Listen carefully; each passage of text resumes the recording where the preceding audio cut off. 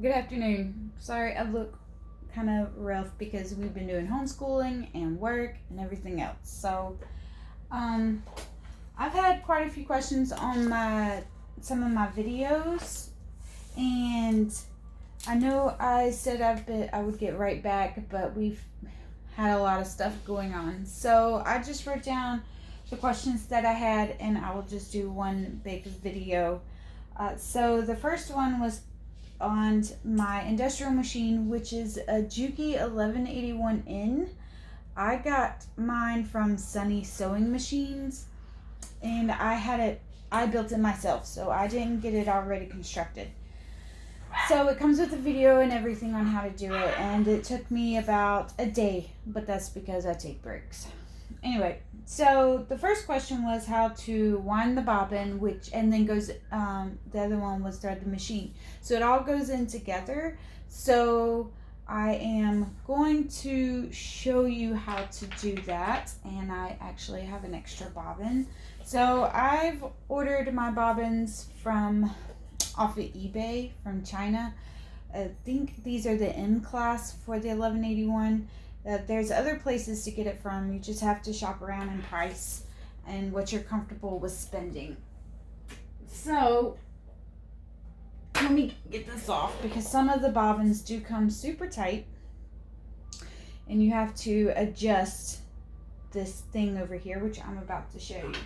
So let's turn the camera. We're going to wind the bobbin first. So this thing right here looks like just a piece of metal sticking out. You can tighten this up by squeezing it tighten it up by opening it up or loosening it by squeezing it. So I have it right at where I can get the tight ones on if I try really hard, so none of them's ever loose. If it's loose, then your bobbin won't wind the correct way. So you just stick your bobbin on here just like that, see? And then you take your thread, and because I have it right here, I'm going to go through this first hole, and I get this is from Sunny Sewing Machines too. It's the Tech 70 black, and I just got it, so I'm trying it out today. So in the very back here, there's a little bitty hole at the top. So you're going to thread from here. This is 1. This is 2. This little bitty hole. I wonder if I can get close enough for you to see. Let's see. You'll see it looks like a little ear sticking out. So you'll thread it from the left to the right. And then, not get all... Then you're just going to take it and see this right here. There's a groove in the middle, and you're just going to put it in that groove.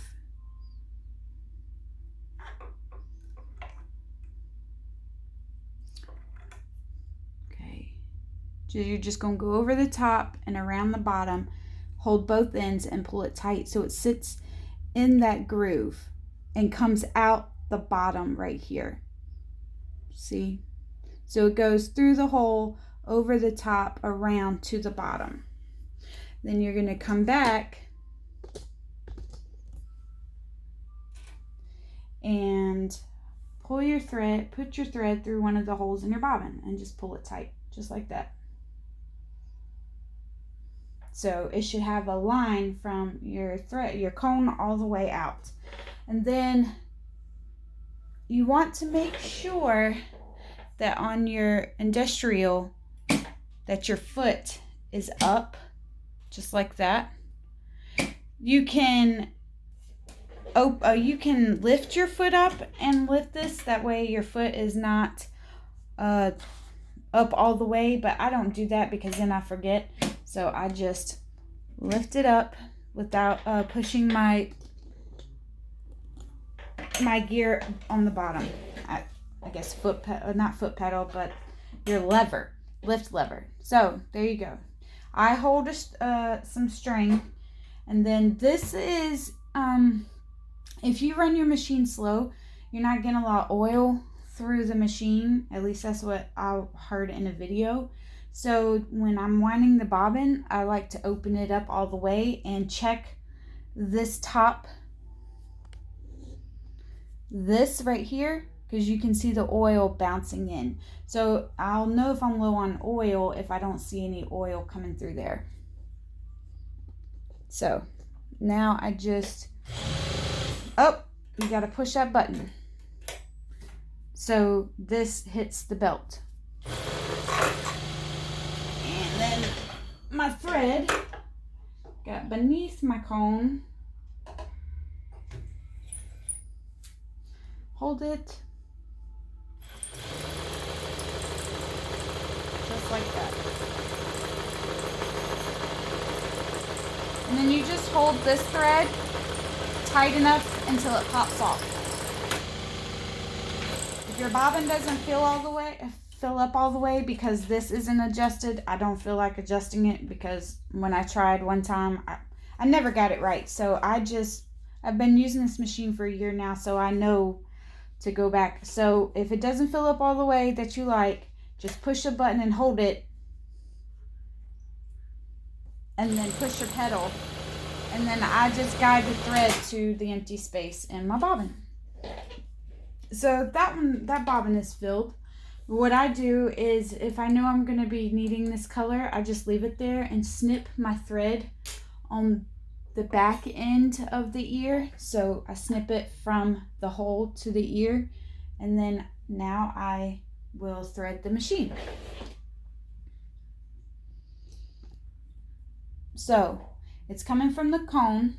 I did not take it out from the hole. Can you see that? There you go. From the hole up there. So here is this top piece. So I go through the bottom from the front. So I'm holding it. Get you closer. I'm holding it and I'm going through from the front on the bottom, out the back, and then from the back on the top to the front. That's how I thread mine. Some people do it different, but that's how I do mine. So from the front on the bottom to the back, and from the back on the top to the front. Then you have this hole. So this is 1. 2 is this little gear right here. There's 2 ears, one on top, one on bottom. So you're going to go through the top, and I pull it, and then you have this little, it's just like when you're winding your bobbin. You have this, I don't even know what they're called really. It's got a groove in the middle, so you're going to, right through there, in between these two. See if you can see that? You're going to go in through that. So through this hole, around that. And then you're going to go through the bottom hole.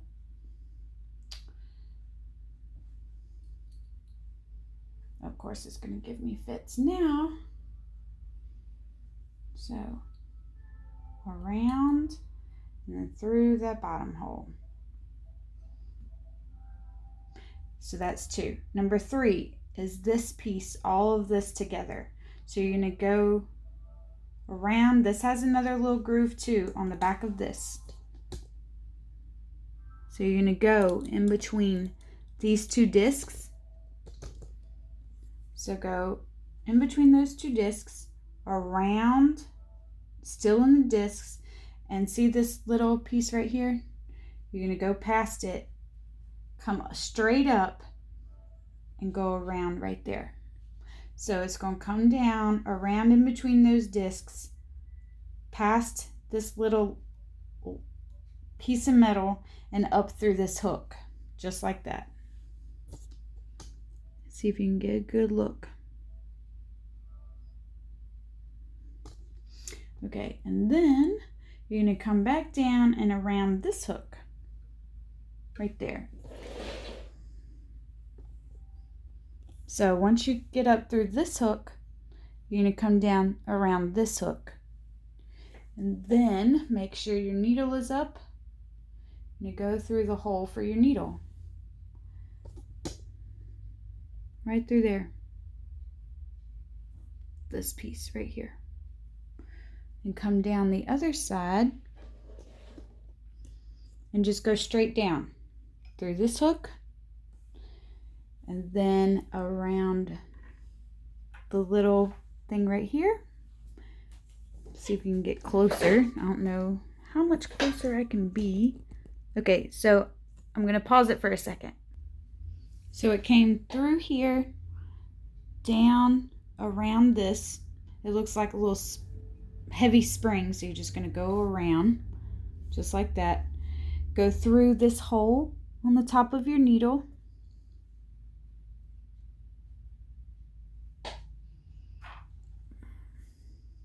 And then go through your needle from the left to the right.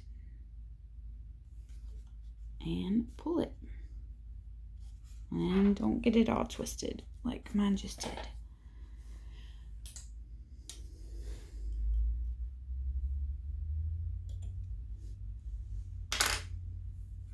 Because you don't want it to go around, get all bunched up around the needle. You want it to be nice and straight. So what I do is I hold the thread out to here.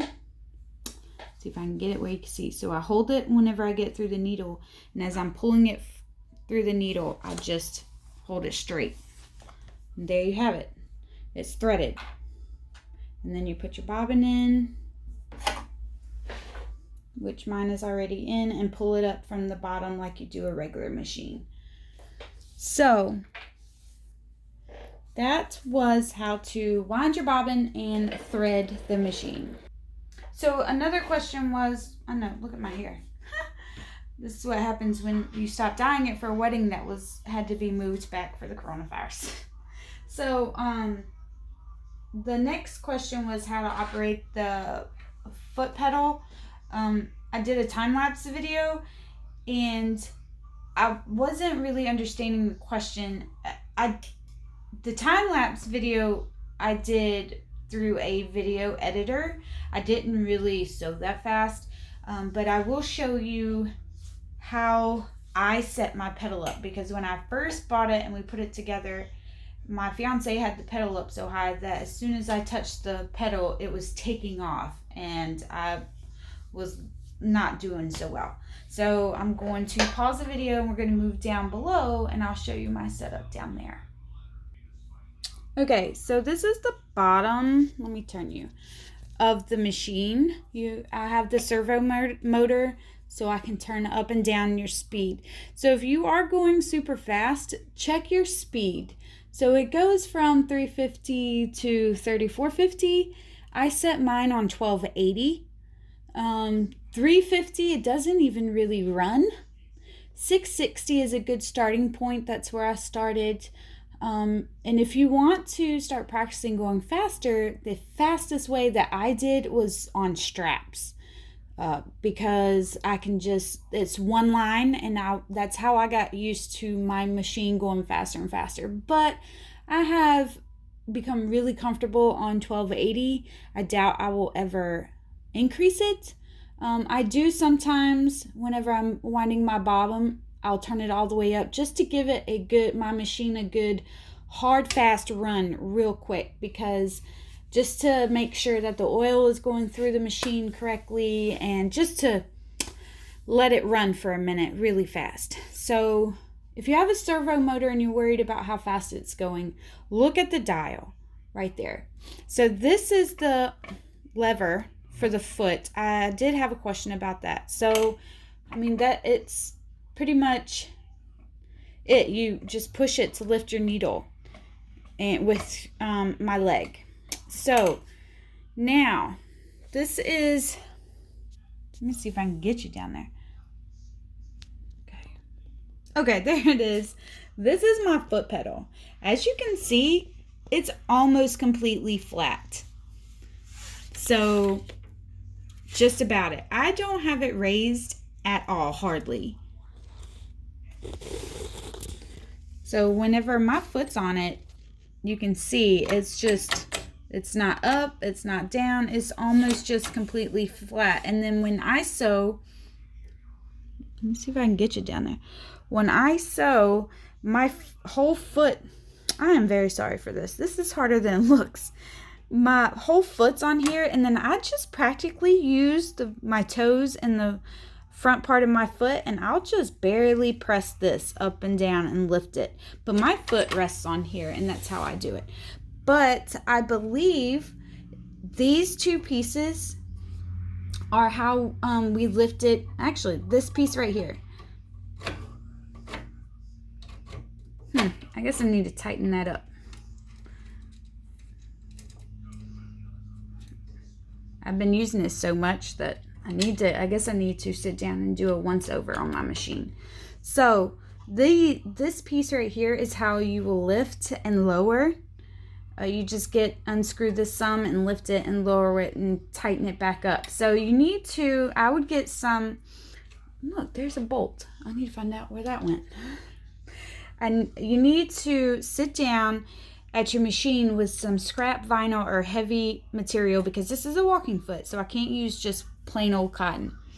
And you need to play with how high or low you want your foot pedal, and how fast you want if you have a servo motor, how fast you want this. And just lower and raise this until you are comfortable with the speed and with the takeoff, because I think that's where a lot of people have problems, is the takeoff. They push it and it takes off. Barely tap it and boom, it's gone. So that's what I would do. You can lift it. So like I said, mine's almost completely flat, and so I lowered it quite a bit. If you notice, there's hardly any, poking out above right here, because this piece goes to the foot pedal and this piece goes up to the motor. So really it's going to be this piece that you lift or lower. See? For the foot pedal. Okay, so that bolt that I found went to one of the nuts on my foot pedal that makes it slide back and forth. I don't know the name of all these pieces, so it doesn't affect my foot pedal, but I really need to do a PMS on my machine, which is just a preventive check, because I've been using it a lot, and every so often I'll find a little piece, but to me it just keeps working, so I don't worry about it. But I really do need to do a once over on my machine. It hasn't been done in quite some time. So I hope you were able to see about the foot pedal. I'm sorry for the waviness or whatever. It's very hard because I started the video with the camera facing me, and on Android you can't switch the camera around once you start that. I don't know why. So the other last questions that I had was the thread and the needles on my domestic machine that I use. So she asked if what thread and needle I use for cotton and what thread and needle I use for vinyl. So I don't sew vinyl on my domestic machine anymore now that I have this. But when I did was when I first started out, and I didn't really know any better. And plus I wasn't spending a lot of money on something that I had just started out. So I used the same needle and the same thread for everything, and it seemed to work. Some of the every bag that I made when I first started and pouches are still holding up. So I get the Singer Universal needles. You can also get the off-brand, I think it's called Schmidt's, but these are the Universal 8011s. That's what I use. I think you're supposed to, the heavier the material, the bigger the needle, or the smaller the needle. You know what? Scratch that, because I honestly don't know. This is just what I used. 8011s. And I think the Schmidt's are 75 something. That you get from Walmart for the domestic. You can use off-brand. At least that's what I did in my domestic. I even went to a variety store and found needles for $1 that were off-brand, and they fit and they worked fine. And the thread that I use is just this big roll of cotton thread that you buy at Walmart. That's what I used. I tried using a bonded thread in my domestic machine, and let me tell you, I had to take it to the shop because it was too bulky for my machine, and I was trying to sew vinyl. That was the one and only time I ever had to take my machine to the shop, and it threw the timing off. So I just used this with the 8011 needles and for my domestic. But as it stands right now, I only sew cotton on it. So for me, this is all I need is cotton thread and 8011 needles, because I sew vinyl on this machine. And I use on this machine, I use the Tech 70 now from Sunny Sewings. It's $13 for a cone of 3,000 or 3,500 yards. And then I get, from my needles, you can buy these off of eBay. These are Schmetz 110s 18 or DP by 17. Here you go, if you want to write this down. So I'll hold this up for a minute. These are the needles I use, and these are the only needles I use. I don't switch out my needles until they break or until my thread starts like really snapping and having problems. I hope everybody gets that. So I know some people say, oh, they change their needle out after every project. Well, then I would be broke, because I would be changing my needle out all the time. So I don't. I change my needle out when it breaks or when my thread is just looking like crap and I'm like, well, my needle is old, because I also use double-sided tape and then it gums up my needle. But like I said, I don't change out my needle. I also don't change out my foot.